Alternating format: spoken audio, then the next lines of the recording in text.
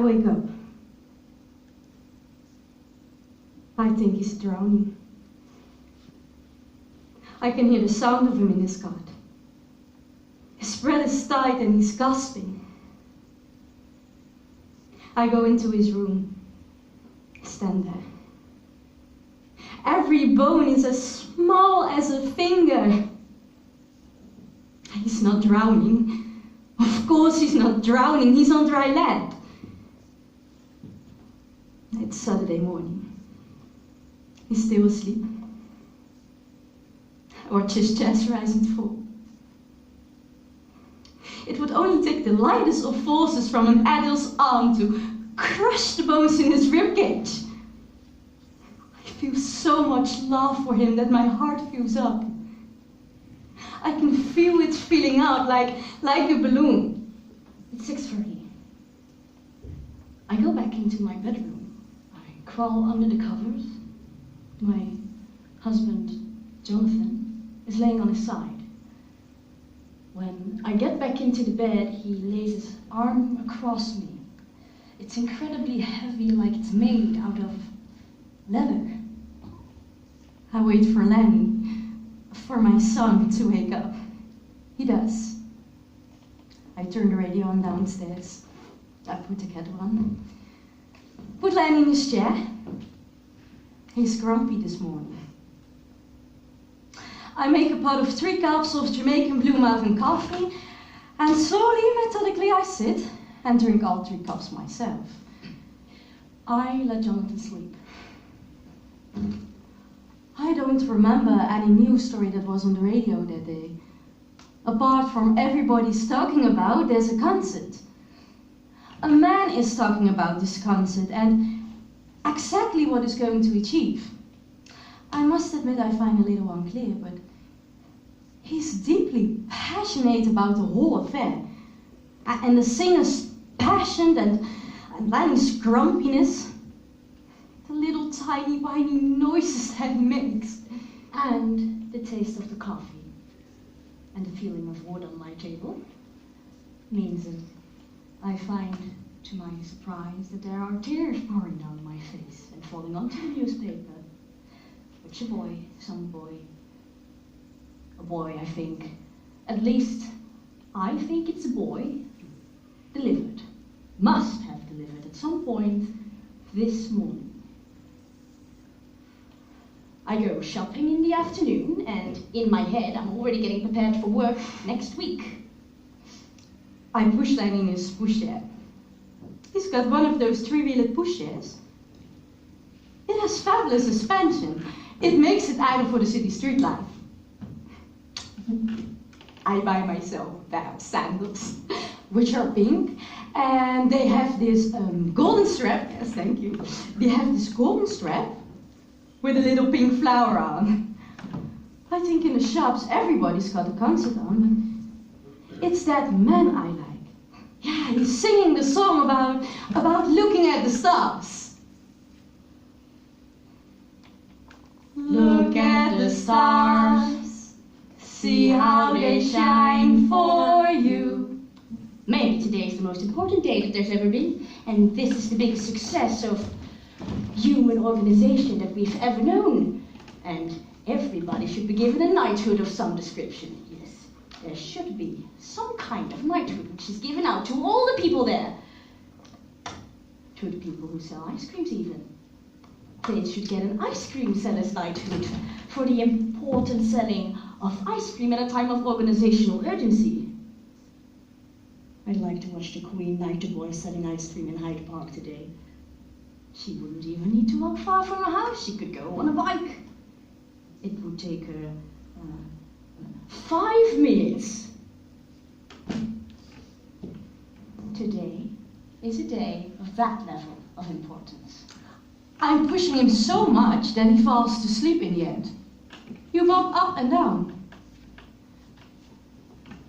I want to walk home. Yeah, I could duck south of Houston Road. I could hit through Bloomsbury. Today is a day of hitting through Bloomsbury with a new pair of summer sandals. I go for the beach on Saturday. I don't. I start off. And then I time I get home,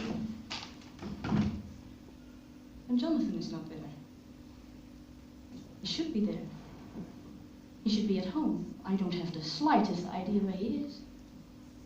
I try not to think about it. The house is quiet without him.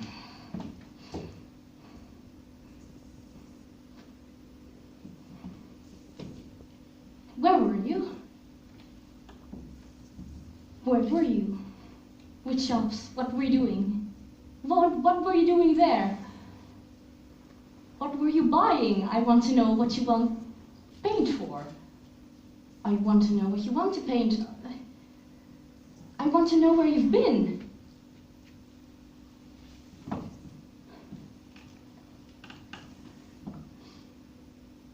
I bought some sandals. Do you like them? I bought them for the beach. For the summer. Sunday is Jonathan's day with Lenny.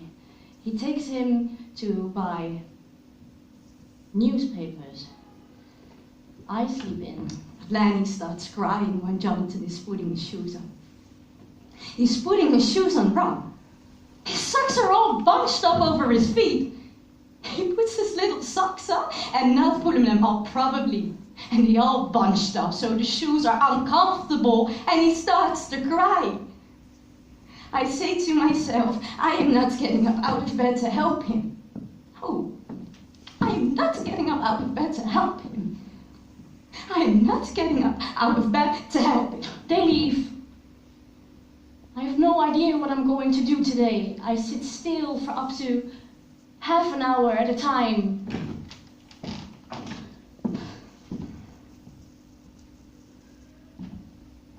I don't know where he takes him.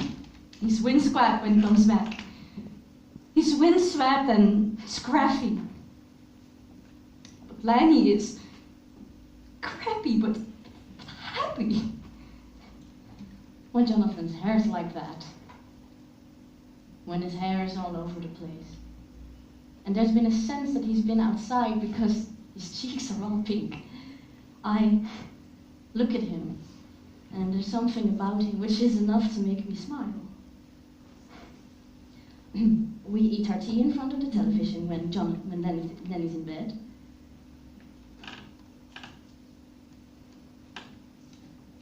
I want Jonathan to touch me.